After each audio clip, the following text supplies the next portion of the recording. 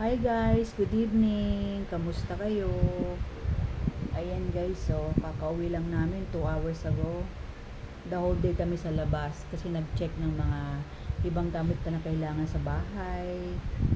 Ayan, finally tapos na ang aming house construction after 19 months. Guys, 19 months. Ayan, finally. Grabe yung rent namin, 19 months.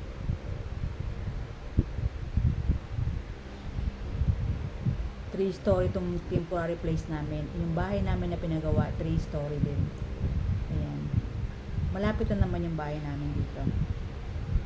Ayan guys, so ang dami kong ilipat yan. Yung mga wine glass, champagne glass, yung mga coffee mug, yung mga plates, ala. Yan, lahat yan. Saka meron pa sa baba dito. Ayan, tapos meron pa doon. Doon no, yung mga, yan dyan. Yan guys, oh. Yan oh. Yung mga pang teacup ko yan, iba-iba, yan.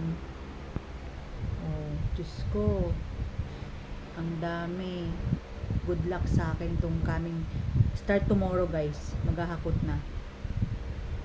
Ayun lang guys. Thank you for watching. God bless you all. Stay safe and don't forget to be grateful and balikan nyo po yung pinanggalingan nyo. Diba po, para ang marunong lumingon sa pinanggalingan ay makakarating sa paroroonan. Guys, don't forget that, okay?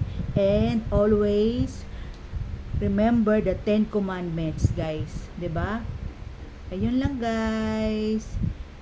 Let's be healthy and happy and share your blessings if you can. And always love your family, whatever happens. Ayan, guys. Yun lang. Thank you for watching my videos again.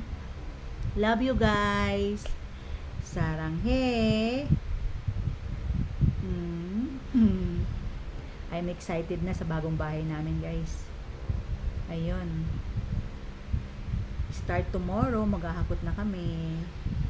Ayan. So, and I'm excited na rin sa birthday ko. This coming December. And baka mag-Hong Kong kami ng husband ko or matuloy yung Japan namin with the girls.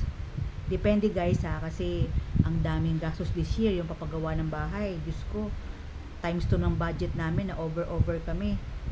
So ayun guys, thank you for the blessings Lord. Thank you talaga. Super unexpected lahat yon, and thank you sa mga girls namin for all the support and for all the help. Ayun lang guys. Bye. Bye na po.